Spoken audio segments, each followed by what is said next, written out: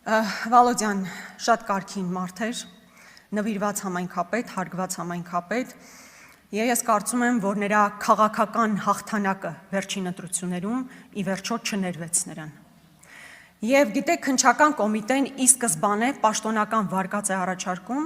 որ դա անձնական վրեժխնդրության հողի վրա է տեղի ունեցել։ Հիմա եկեք իրար հետ հասկանանք։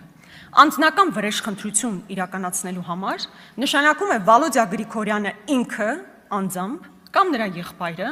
կատարել են այնպիսի գործողություններ, որոնց կարելի է համարել, որ հետևաբար համապատասխան գործողությունները անձնական վրեժխնդրություն են։ Վալոդյա Գրիգորյանը որևէ հանցագործություն չէր իրականացրել,